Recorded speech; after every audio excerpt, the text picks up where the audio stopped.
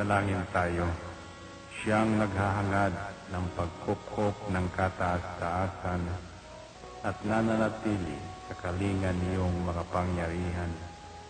Makapagsasabi sa kanyang Panginoon, muog katahanan, ikaw ang aking Diyos, ang Diyos na tangi kong pinagkatiwalaan.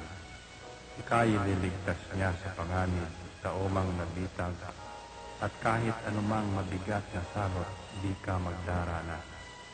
Lulukuban niya sa lilim ng kanyang malabay na pakpak.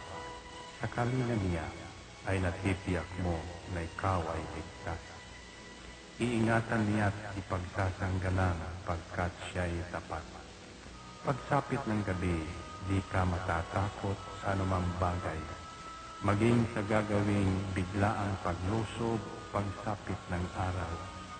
Ni sa ano pa mang darating na salot, pagkagat ng dilim, di ka matatakot sa kasamaan mang araw kung dumating.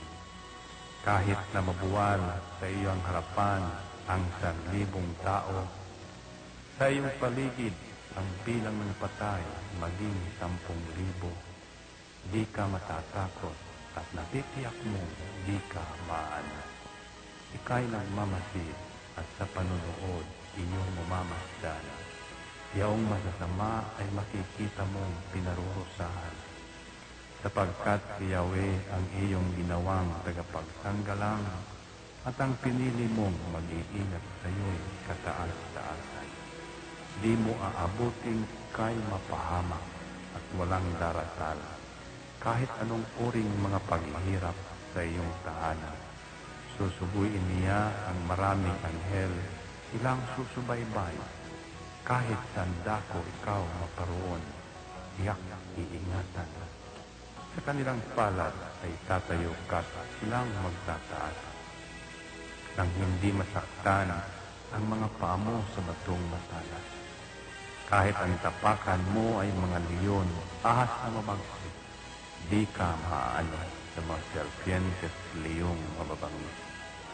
Ang sabi ng Diyos, aking iniligtas ang tapat sa akin, at iingatan ko ang sino mang tao ko'y kikilantin.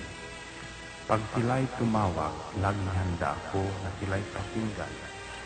Aking sasamahan, at kung may hilahil ay sasakluluhan. Aking ililigtas at ang bawat isa ay pararangalan. Sila'y bibigyan ko at